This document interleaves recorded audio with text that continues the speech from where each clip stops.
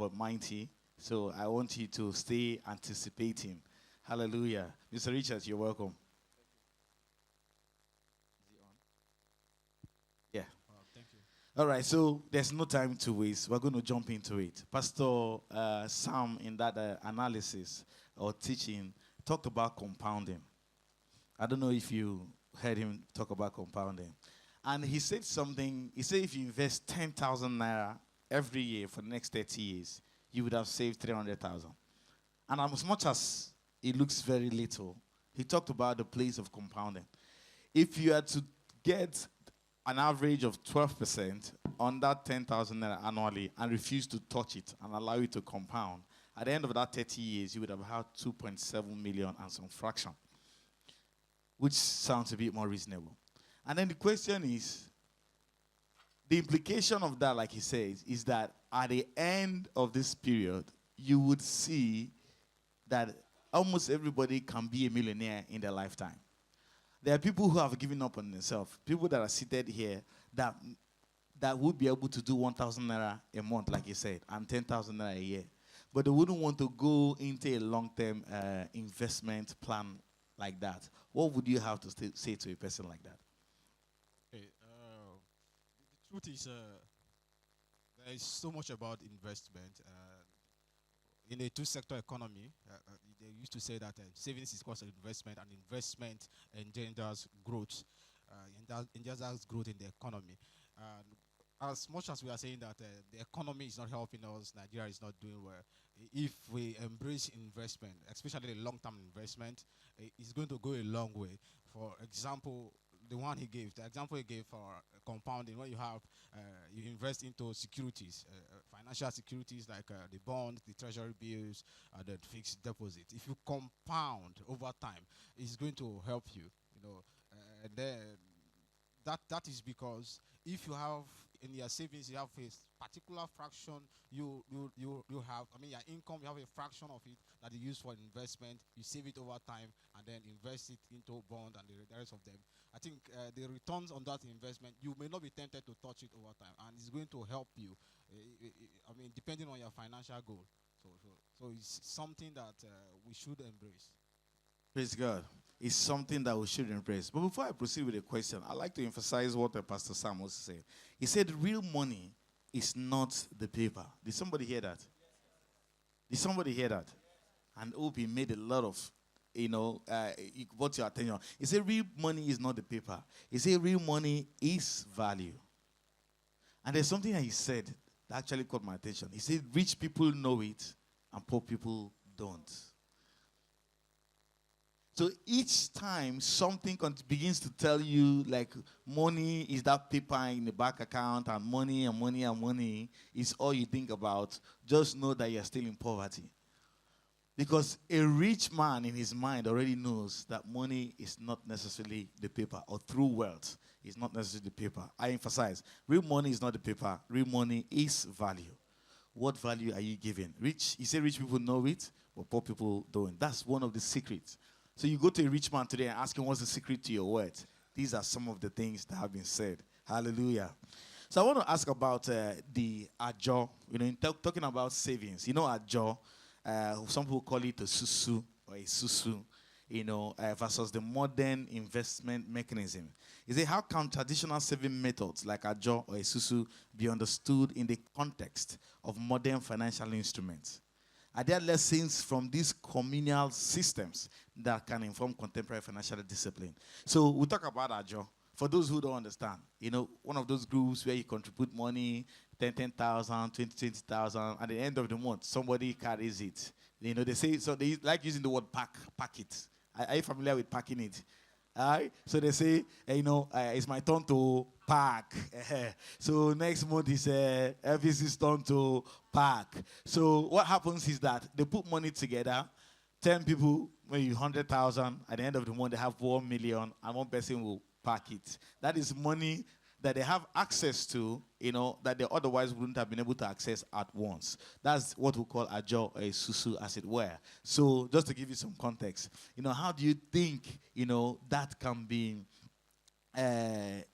imbibed, in contemporary things, because some people still see that thing as a local way. So my question is, are there lessons from these communal systems that can inform contemporary financial discipline? Okay, for the question, I will come to the question, but then Okay. the Azul and the contemporary savings, they are two different things, all right? They are not the same. Although they are trying to achieve a particular objective, but they are two Absolutely. different things. The other one is something that, like you said, is local, and the other one is not local. You are using financial institutions. You do the other one without financial institution. Maybe somebody would volunteer to be the secretary or whatever it will be. My fortune can be Yeah. for. So that's what that is. But then for the question now is, and then it is preference. Even up till now, some people may want to do the Joe or what they call it, Joe. It's preference, and then access to financial services. So if you are living in a village, there are some villages in Nigeria that does not have access to banking facilities and internet. So they would want to do a job even in this our contemporary world. Times. Yeah. So the thing is, the choice of these things depend on the preference, number one, number two, the access to the financial institutions, and then the lesson that can be imbibed in our contemporary world is. The number one lesson is that it will imbibe the saving culture into you, and that thing now will make you to know who to trust and who not to trust. Because all of us, we are putting funds together, and then a particular person may want to take and withdraw from the system. That's one of the lessons we learned those days from the Ajo. So as you just collect his own, you go chapa, go run. So so you know those kind of things. So the lesson learned is that it involves what's it called? Savings culture and saving and financial discipline into because then you know that every month you are every day or every week, depending on how you want to save, you are saving 1,000 naira or 2,000 naira as the case may be. So the same thing can be done right now. You can just set it on your phone with your app and say, okay, every month save so amount for me. It's going to do it for you automatically. It will just do it for you, and then be saving it. And then like OPay has a system that they even pay you interest on their savings. So in fact, the modern one is even more, because the other one, they are first you may not get 100% of what you are doing in Ajo. Yes, that your first this thing, they will take it. Okay, But this one, they will not give you interest. So you can. The thing is, if you want me to compare, the modern financial system is still better. Okay. All right. So he believes the modern financial system is better, but we're saying that there are lessons to take, because engaging in something like the Agile method, provides it imbibes a savings culture. All right. There are people that find it difficult.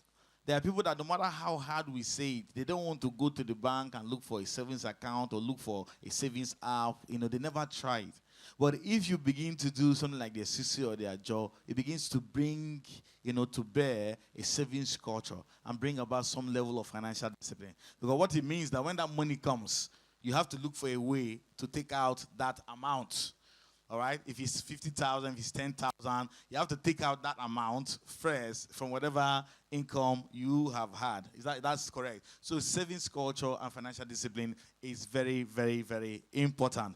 All right, I'd like us to look at investing for the future. Pastor Sam strongly talked about that. So if you're going to invest, long-term investment are usually some of the best. I know a lot of people like to invest and they want to get their money in 6 months, in 1 year, That is why we are falling for CBEX and Co. We are falling for Ponzi schemes. The reason we are falling for Ponzi schemes is because we need sharp money.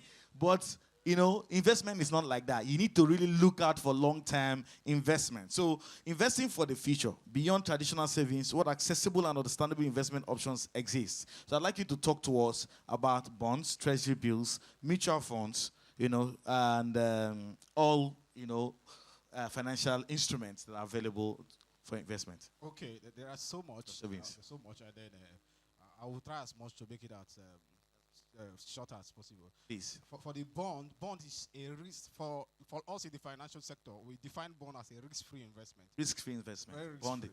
That means that if you are investing in bond, you are 100% sure that you will get to return on your investment as agreed.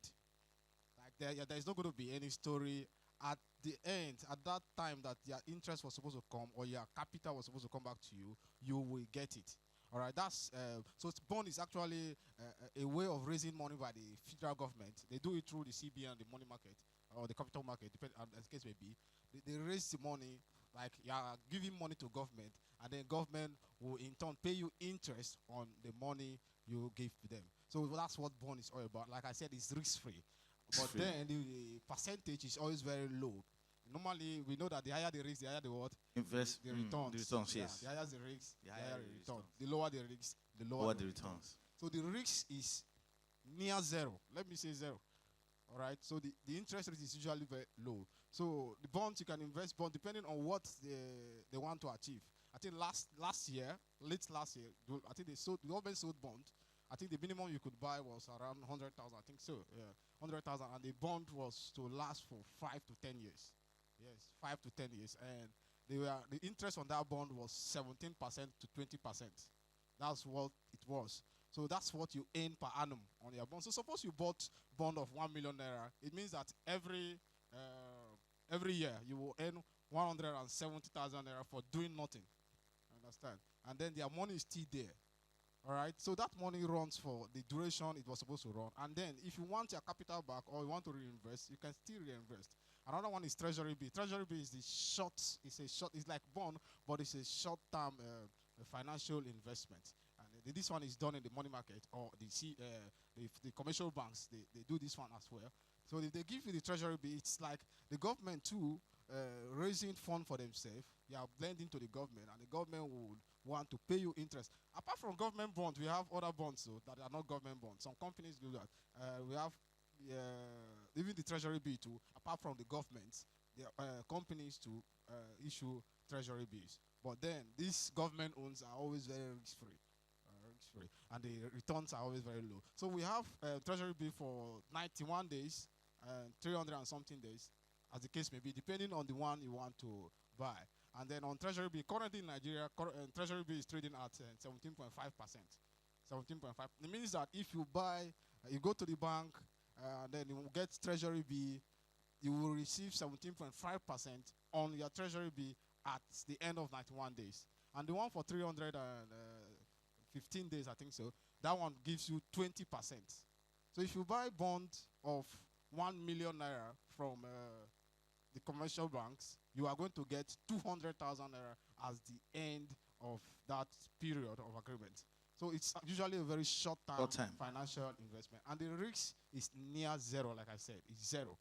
Then the mutual fund. Mutual fund is like all of us coming together, putting funds together. So that's one, it's not really an investment, but it's like a partnership. All of us come together, put funds together, and then invest in a particular business.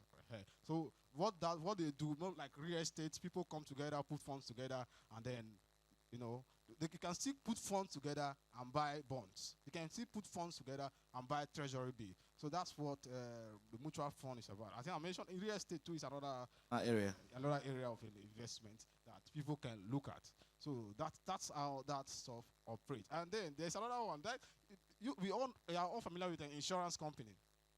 Now, insurance company have savings plan.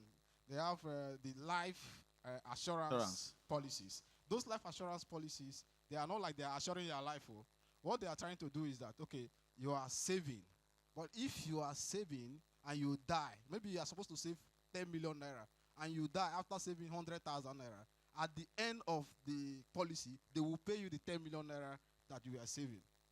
I hope you understand that thing I just said. Yeah. You were saving 10 million naira, all right? Maybe the plan was supposed to run for 5 years, all right? And then you are supposed to save 10 million naira at the end of that 5 years. If you die after saving 100,000 naira, at the end of that 5 years, they will pay you 10 million naira. That's what they will pay to your beneficiaries. They pay to your beneficiaries. Beneficiaries, like your children, anybody you want. Your next of kids, they enjoy like this. Next of Okay, kids. so like insurance company, what they call life assurance policy is not that they are saying that you will not die. Not die. That's what they mean by life assurance policy. And then if you eventually save and did not die, up to 10 million naira, they also pay you interest. So it's not, okay, they have different policies depending on the insurance company you want to invest with. some pay 5%, some pay 7.5% on your savings. They also have children education plan. So all those things are investment opportunities you should look at. I mean, it's very simple and straightforward. I think I said Yes. a lot, so I don't want to say so Yes, much. yes, yes, yes. Somebody put his hands together. Put your hands together. If you're taking home something tonight. Now, see, it's easy, for people to come and, plan how many shoes you want to buy in the month, how many dresses you want to buy, how many shawarma you eat. It's very important. The reason why we're having this conversation this morning is because it's very important that you think about how much can you save. So you're talking about your children, education. Somebody here can set aside 10,000 per month, but they are not doing so. Somebody can set aside 20,000, but it's looking like it's too small. That's the issue. So the other day, I think a few weeks ago, I was told about the Stanbic IBTC money market mutual funds, and I was at the bank. I think their mutual funds are 22%. Average 22% per annum. It's something that some people can engage in. That's why they say the rich gets richer and the poor gets richer. It gets poorer, rather. So imagine, because when you put small monies in this thing, sometimes it looks insignificant, all right? But like we discussed, long term should always be the goal. So if somebody puts 10 million in, for instance, all right, and is expecting 20%, that's within, the annual period, it will be making another 2 million. All right. So 2 million now comes and it's like easy money. All right. So that is what we'll talk about. I'd like us to talk about line of credit. All right. I'd like us to talk about line of credit because for a lot of people they don't see line of credit as an instrument, but it is an instrument. If as a person or in all you do, whether as a business person or as an individual, you don't have a line of credit, you don't have a place where you can access money, then you have a problem. Are we together? Because if you have a line of credit, whether you're a financial institution or what have you, you have a line of credit. Because we now have a credit check system in Nigeria, where before they give you money, if you're a fair money person or an old cash person, before they give you money, they do an analysis of your paying and your returning, rates so far. So if you have good credit, you have been collecting money or paying your bills, whether it's cable bills, and you're doing that very well, they're likely to give you more money. And if they give you more money, that more money can eventually form money that you used to do some kind of investment. All right? Are we together? So imagine that you have access to funds, whether it's through friends, crowdfunding, or mutual funding, or whatever, and you use that money and you put in treasury bills. Short period, within 90 days, you're making profit. So imagine that you can ask somebody for 20 million, all right? And they give you 20 million, and you put it down within 90 days in a treasury bill. And you talk about, is it 20% or 17%? 17%, all right? Within 90 days. How much are you going to come out with? You're going to come out so much money. And at the end of the day, you carry the person money and give them back because they trust you. So line of credit is an element of integrity and trust. Having a line where you can get funding from. So apart from personal engagement, the banks are beginning to build a credit system, a credit-based system where they can assess, where they can check your money activities, where they can check your credit score and see how responsible you have been financially. So it's very important. I don't know if you have anything to say regarding line of credit before I go to my next question. Now, please note that there is room for question. If you have any question regarding your savings, your investment, please, I'd like to see a hand, or you can call on the ushers to get this question. I'm seeing a hand over there. Please, do you have anything to say about line of credit, or I can jump into my next question? All right. So there's somebody sitting here now and say, my salary is just 30,000. All right, that's all I'm making. There's somebody sitting here and say, my salary is 100,000. And it's not even enough for me. All right? How, and the person will say, and you're telling him to save. You're telling him to invest. How can he effectively distribute his resources, consistently so that he can actually have a long-term savings of sorts? All right, so let's talk about the person of 30,000. Let's talk about the person of 50,000. Talk about somebody for 100,000. How can they? People in that category most times feel like the money is not even enough for them. They feel like it's not even enough, and you're telling them to save. So they feel like you're just talking to people that are earning in excess of maybe 500 or 1 million. So what would you have to say to such a person? Okay, there's always a lot to say. there's always a lot to say. But then, about this very one, I would just say that there's something that we know. I think pastors have exposed us to that too. The 50, 30, 20 principles, where you spend 50, invest 30, and save 20. It's just a popular principle that is out there of your income. But then, there's another one I have with me here. You are earning any amount of money you are earning. What you need to do first, you should have a financial objective. Have a financial goal, a clear picture of what you want to achieve. All right, within a period of time. You know, a smart goal. I know we know what smart goal is. You know, so that's the first thing you do, and then tailor your financial spending to achieve your financial goal. So this is what I mean by what I'm saying.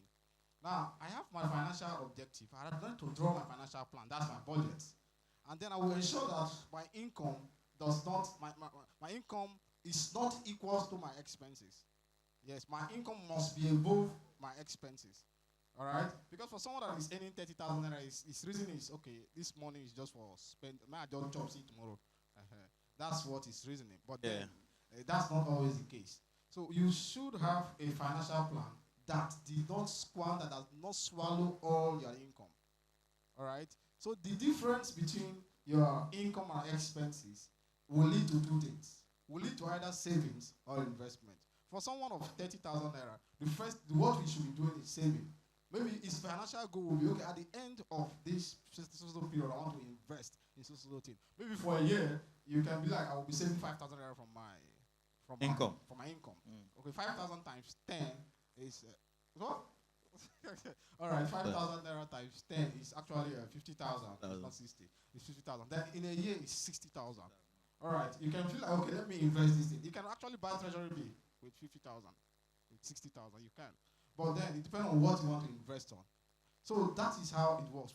Because why I'm saying this is because there are some people that are earning like 20 million naira per month. You can't tell them that they should do the 50, 30, 20 principle. So I should consume 10 million naira this month. For what now? So that's the whole thing. So what the person needs to do is to do what I said. You have your expenditure plan. Ensure that your expenditure plan is not too bogged. It's not too big. And then when you are doing that expenses, there is what we call the rent test. I don't know if I can talk about some models. Let's talk about the rent test. I have two models to introduce to you. I have the rent test model. Rent, W-R-E-N, rent test. It means wholly. That W means wholly. Then R means responsible. Then E means essential. And N means necessary. It means that your expenses, that expense you want to make should be wholly attributable to your financial goal. It should be responsibly attributable to your financial goal, essentially and necessary to your financial goal, what you want to achieve. If it does not answer the question of wholly, you leave it. Right? Leave it.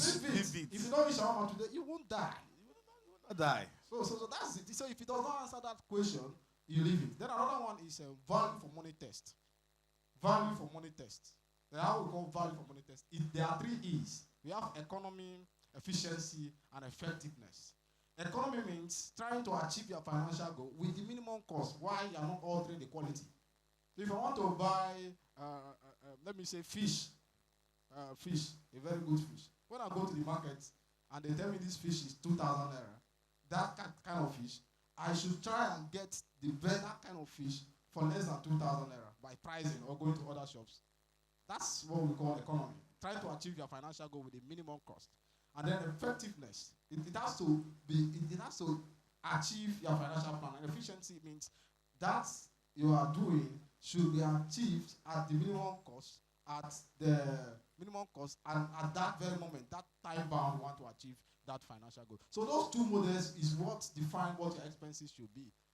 If it is necessary, do it. If it's not, leave it. If it is wholly attributable to your financial goal, do it. If it is not, abandon it. If it is essential, use it. If it's not, leave it. If it's not economical enough, you want to buy a pair of shoes while you are earning 50,000 naira, and the pair of shoes is 50,000 naira. I wonder why you want to do that. So I don't know why I'm impressed. So that's just what I wanted to say about that. So then, while you have defined your expenses, ensure that your expenses, like I said, is below your income, and then save the difference. or invest the difference. That's just what I want to say. All right, thank you. Thank you. Somebody don't celebrate here. Don't celebrate. Giving us two powerful models that we can use, to measure our expenses and activities. Please, the question is coming from over there.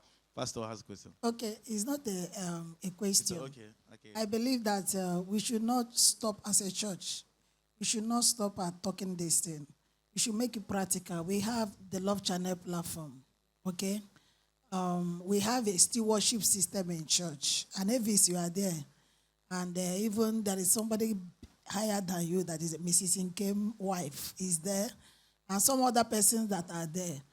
I believe that that system should be able to serve God's people with their knowledge and with their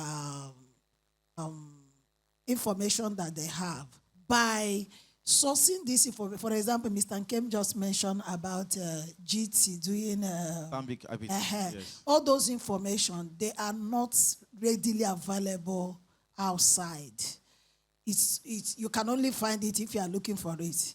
But this system, the stewardship system, can be providing this information.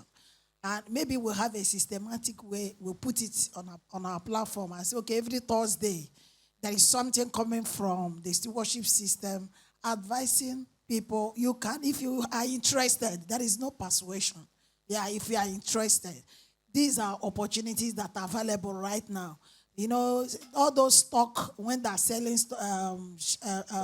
shares and all that, advice. So, okay, if you can buy now, you are going to benefit. It's low now. Okay, don't buy now, it's high now. All those kind of. So I believe, so that we are not just talking. Okay. Right? Because if we finish talking here and we go, people might not be able to do much with it. But if we can take the next step, which I would like us to actually venture into, so that we have a group of brethren who uses their information, their whatever they have, to help people to empower. Because I tell you, if we begin to implement all of this, even if it's 20% of people here, implement all of it, in 5 years, in 10 years, many of us here will be multimillionaires. All right, thank you, Pastor. Thank you very much for that. The system. Okay, sir. The stewardship system, please take it home. I want to ask a question. I was having this analysis with a friend, and if you buy a property like 3 years ago, maybe 10 million naira, $1, maybe dollar was maybe around 500. And you have come to sell now. And selling that property 30 million. And you are celebrating. And now dollar is 1,600. Have you actually made it again?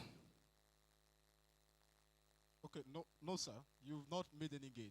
Because if you do time value of money analysis, you will find out that 10 million naira 5 years ago, like you said, it's bigger than 30 million naira now.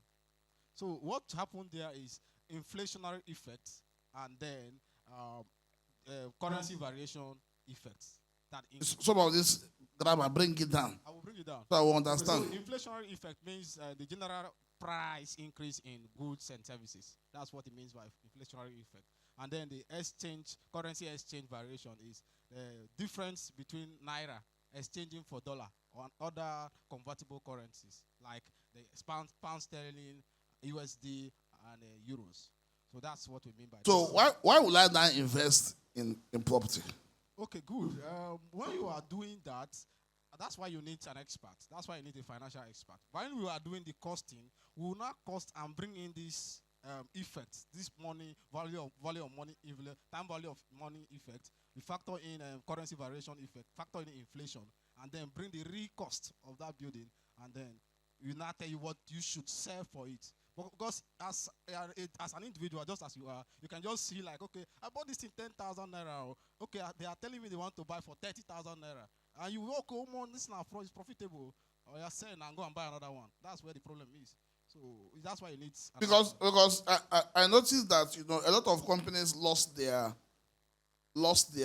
value with the current exchange rate. So many companies lost their value. Evaluated. Okay.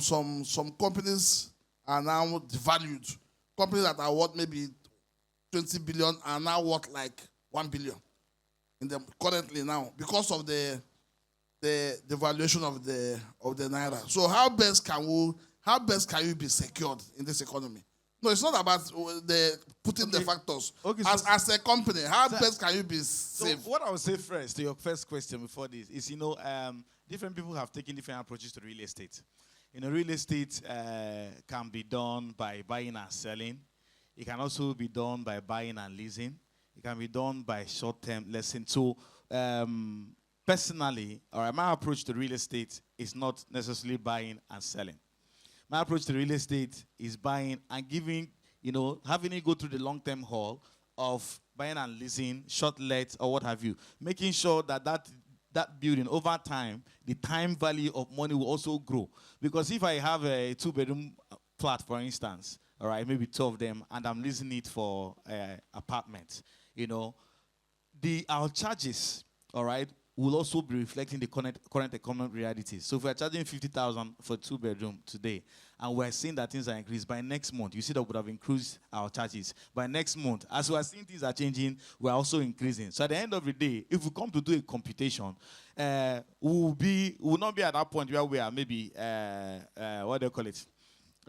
Breaking even. You will not break even. You would at least make profit, because you will see that over the period of time, you have also, increased alongside, the current realities of inflation and then currency variations. That would be my position. So personally, I'm not really big on buy property and sell. All right, because I feel like the value is, most times, a bit too hidden. It's difficult sometimes for people to actually work out the real cost, all right, and the real profit in that setting. So that's to that first one. And then to the second question, maybe you want to answer, but I think the central response is to see as much as we can, see how we can convert our funds into foreign currencies as we do business, all right? And then for me, one of the things I've adopted recently is going to purchase of gold, all right? So the gold that people even wear on their neck, you don't just wear it. Gold is also is a commodity, all right? It's a commodity that is sold in the market, all right? Even in the forex market, as it were, all right? So gold,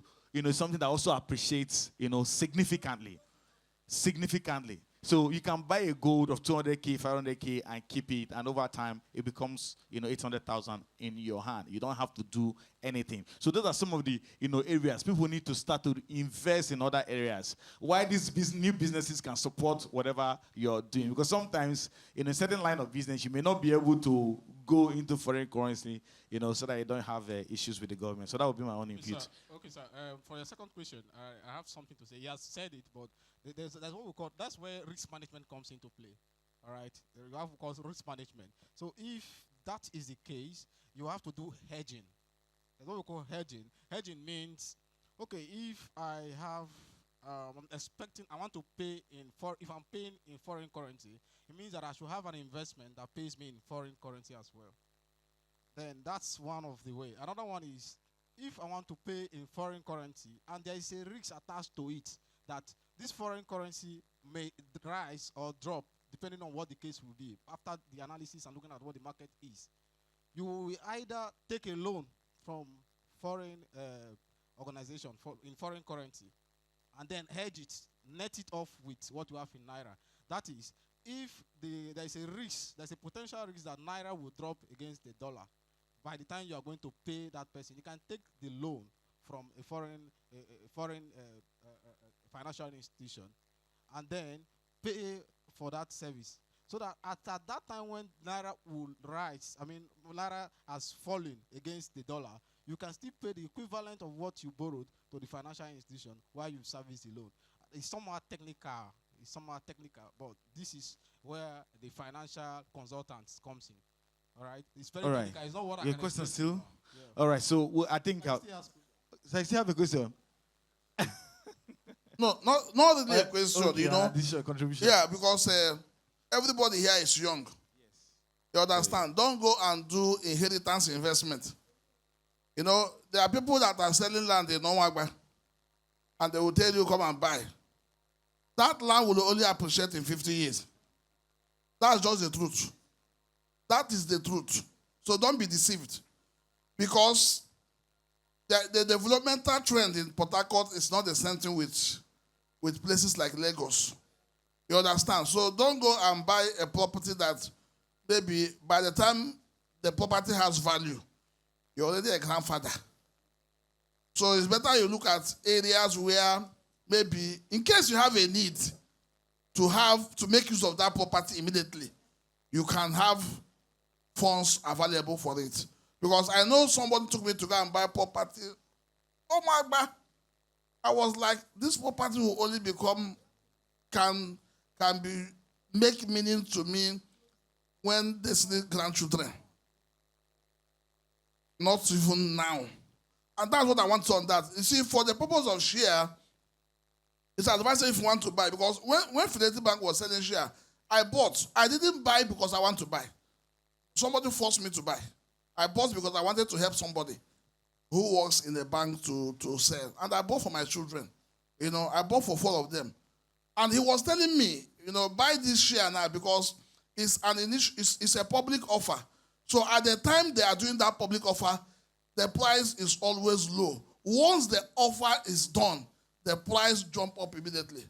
Those shares were sold at 9 naira something, below 10 naira. Once they are done with the share, because they were oversubscribed at the end of the day, the share jumped to almost 17 naira. So if you have invested like 1 million naira, and you waited for like maybe a month and 2 months after to sell, you must have made some money, some reasonable money out of it. So it's time big IBT. Because I'm waiting for banks. Because the thing became an eye-opener for me. So I'm now waiting for banks who want to do public offer. Because most banks will still do because of the consolidation. Because CBN, so every bank must have up to at least, I think 500, some amount of money. So most banks, I think it's only Access that have done, GT have done, Zenith have done, Fidelity. Most banks have not done. So if you have money, if you have 500,000, 300,000, 200,000, wait for them. If Stanbic is doing that, me, I will buy. Once they are done with the offer and they are done with it, I will sell and make my money and wait for the next bank. That one will give you instant result. Nobody is owed you to do old time. Keep your money in circulation. That is why you are young. And you make more money while you are alive. Amen. Thank you, sir. Thank you, sir. All right, so our time is very fast spent, but let's take Mr. Riemann. Okay, first is the... It's good to keep your money in circulation, but don't keep all your money. That's the truth. Addition, yes. Yes, don't keep all your, because that one will not give you the discipline of what we are talking about, because there is a place of what we are talking about. Absolutely. It's at that time, it might not really be looking at interest. You are looking at having availability of fund. So so many times it's not really about just interest. It's about having money available.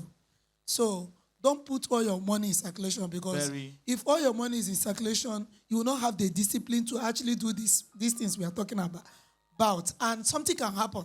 You might not be able to have the audacity to actually keep that discipline of, okay, this money is savings. Before you know it, you are back to square one. Absolutely, Pastor. Thank you for that input. All right. So save for the long term while you put some for, in circulation. Because if you circulate everything and you lose all of them, you are back to square one. Thank you. Let's take that, and that will be the last, please. We don't have any time. I apologize sincerely. We don't have any more time. Good morning. My name is Riemann Bright. My question goes like this. Currently, the inflation rate in Nigeria is around 24%. Currently, the inflation rate in Nigeria is 24% per annum. As of last year, it was 34%. Now, the mutual funds you talk about, the highest in Nigeria is giving around 23%. And then treasury bills we're talking about is 21% for 365 days. So I want to say, with this, the only thing we're going to do is to mitigate our losses and only break even. So I want to know, are there no other investment, like tiers of investment, low risk, medium risk, and high risk, which you believe you can advise us to go into? Because if we do just the low risk, we are just breaking even. Okay, so before you speak, high return is high risk. High return, high risk. And anything that is commercially regulated, they try to minimize the risk. When I say commercially, the commercial banks are regulated by SEC and CBN. They don't like to make sure that the risks are outrageous, so they try to minimize it. So we're going to talk about things that are official, that are government regulated, and those are some of what we have discussed. But I know he has one or two things to say. Outside this, also when it comes to foreign currencies, so that you can also mitigate and create that hedge. So you can also respond to that question. Okay, like we said earlier, that the higher the risks, the higher the return. It's something that is all of us know. And the lower the risks, the lower the return. All things being equal and vice versa. Okay, all right. So this is it. Now, if you want to diversify, if you want to go into other investments that are not this one, it depends on the knowledge you have. All right. So I'm not going to tell you about that one because I don't know your capacity. But this one, you can actually go into it without you knowing how the exchange market, before the money market works. You don't need to know how it works. But what is there is that you must have the return. You don't need any knowledge. Just go to the bank and say, I want to buy treasury B. What is their percentage? They will ask you how many days. And then you give them the money. It doesn't require any knowledge. But if you want to go to any other line of business, it requires you to know it very well. Study it, practice it. If you want to go into oil and gas, you have to go and understudy PND. Study him, understand how the market works. Because you can buy fuel today and tomorrow it drops and your money is gone. You can buy fuel today, your tanker will just tumble and your money is gone. So that is how it is. Thank you. Exactly. So now this is what he's saying in essence. All right. There are certain skills you will need to gain for certain high risk. So if we talk about going into forex, for instance, or going to trading of bitcoins, these are also financial tools, as it were. But it takes deep knowledge. It takes training. You need to understand them. All right. So that's where those ones come. Well, like he emphasized, treasury bills are short term. Against, and very likely they can hedge against inflation because it's around 90 days. They're short term. So you can also consider those ones. But for specifics, you need to talk to some other professionals from in and around the church and outside so that they can talk to you, teach you, and train you on other specific areas that are high risk and high return. So without wasting much time, I want to say thank you very much for your time. Next week, we'll continue on money market investment. Thank you. God bless you.